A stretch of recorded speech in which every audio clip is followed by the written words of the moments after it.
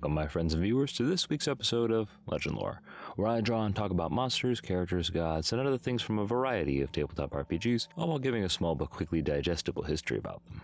Together we'll go over their history within the game, how they're utilized in the modern editions, and how you guys can utilize them in your own games. This week we'll be covering another one of the optional classes from Mörk, the Esoteric Hermit, a wizard stand-in obsessed with knowing the unknowable, chasing Eldritch secrets, and exposing themselves to the chaos of the void in hopes of ascending to higher echelons. The Esoteric Hermit can be found on page 50 of the Mörk game manual, and the Hermit starts with a number of hit points equal to 1d4 plus their toughness bonus. They also begin play with an amount of silver equal to 1d6 times 10, and also start play with 1d4 omens, which are special one-time use abilities that allow you to influence the outcome of certain situations, such as beating out combat or overcoming obstacles. For reference, all omens can be found on page 38 of the Mörk book. Now, when you're creating an Esoteric Hermit, the first thing that you will select is your Eldritch origin, which informs where your Hermit comes from as well as the details of their own personal story coming into the game. You can choose your origin or roll a d6 to randomly generate it if you're into the randomness of it all.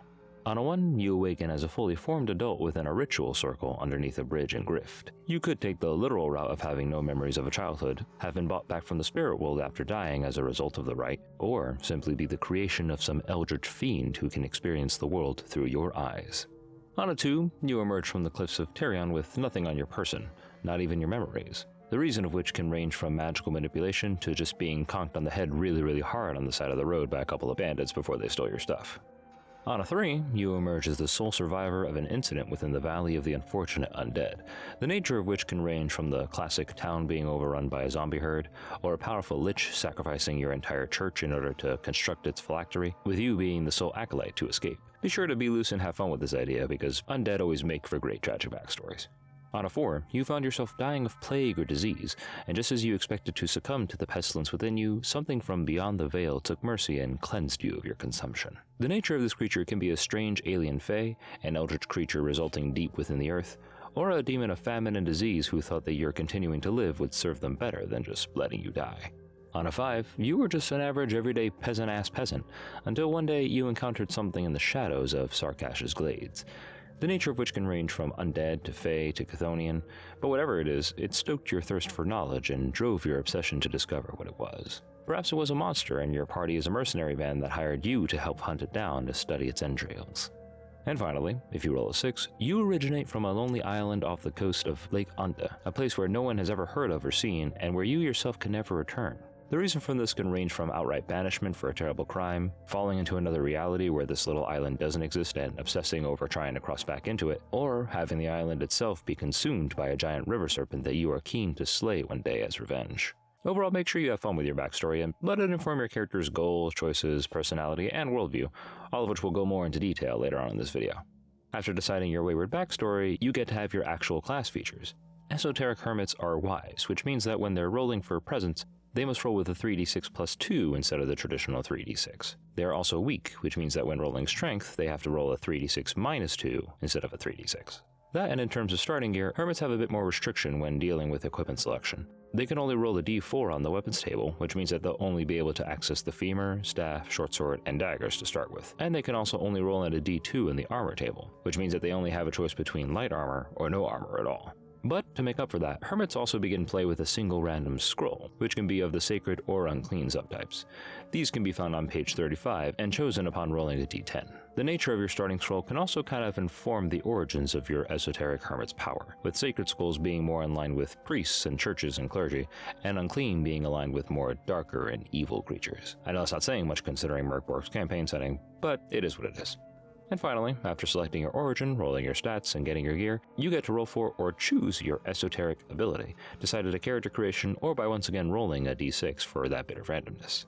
On a 1, you get Master of Fate, which, simply put, allows you to know the direction of an object, location, or person that you desire to find, so long as you make a successful present roll of 8 or higher. The rules don't necessarily list a limit of times that you can actually roll this ability, so be sure to confirm that with your game master. But moving forward, on a 2, you become the proud owner of a Book of Boiling Blood, which you can open once a day to summon 1d2 Berserker Slayers if your enemy fails to roll a dr12 to stop this ability from going off. Doesn't exactly say which ability you're supposed to roll for it, but I'm sure the Game Master will figure it out.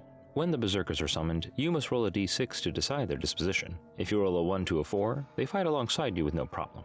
But on a 5 to a 6, the Berserkers will instead try to kill you and destroy the book, possibly to free themselves from its eternal servitude. Regardless of this, however, once the combat is over with, the Berserkers will return to the book so long as it has not been destroyed. Now, stats for the book like its HP, defense rolls, and such aren't explicitly mentioned in Mörk, but I'm sure that you can come up with something interesting regarding the mechanics of its destruction. It's not really fun if it's just as simple as throwing it in a fire or smashing it to bits. On a 3, you get Speaker of Truths, another simple yet useful ability that allows you to lower the difficulty rating of your ally's next test by 4. You can perform this twice per day, and this counts for any roll, so long as it deals with the 4 abilities of Strength, Agility, Presence, or Toughness. This is great for things such as attacking, defense, initiative, and so on.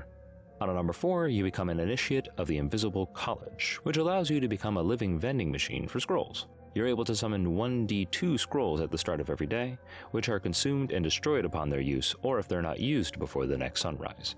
When summoning a scroll, you must roll a d4, gaining a sacred scroll on a 1 to a 2 and an unclean scroll on a 3 to a 4. You could also use the system to decide on whether or not you start with an unclean or a sacred scroll. On a 5, you become a Bard of the Undying, able to call upon the ancient melodies of the spirit world using a magical harp.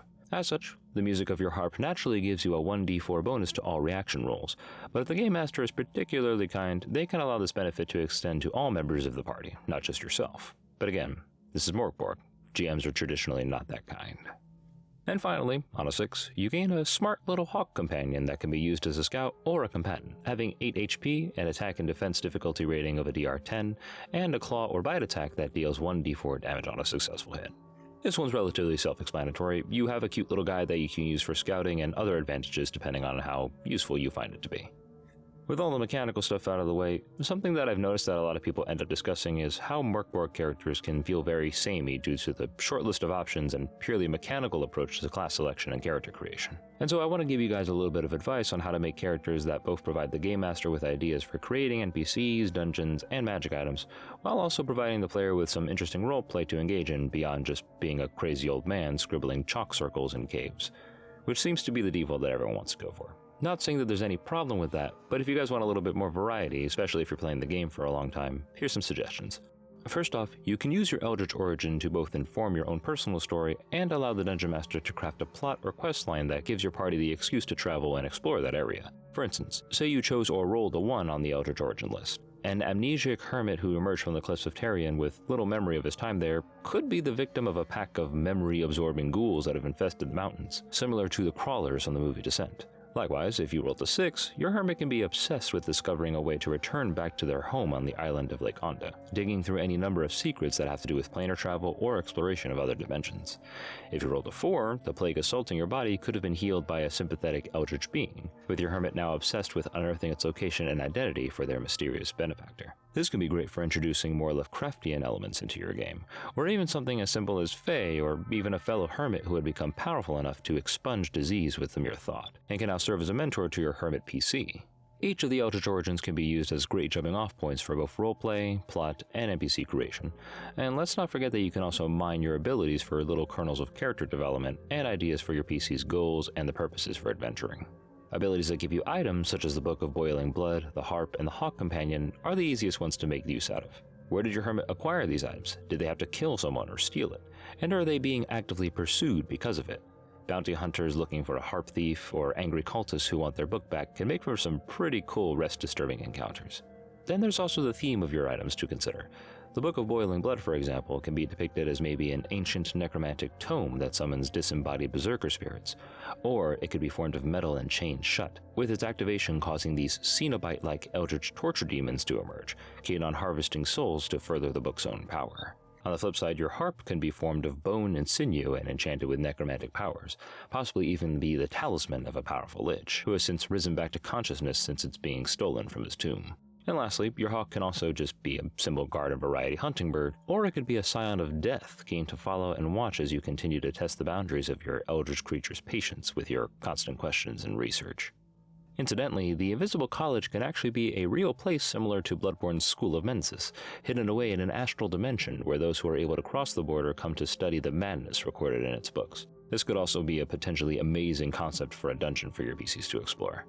And lastly, you can also make use of combining both your ability and your Eldritch origin to make some really cool mixtures. Perhaps you woke up in a ritual circle in Grift and found that the sigils and runes of the spell were all centered around your harp. Or maybe you were the sole survivor of a zombie infestation in the land of the unfortunate undead, only because you discovered and disabled the source of the attack, that being the Book of Boiling Blood.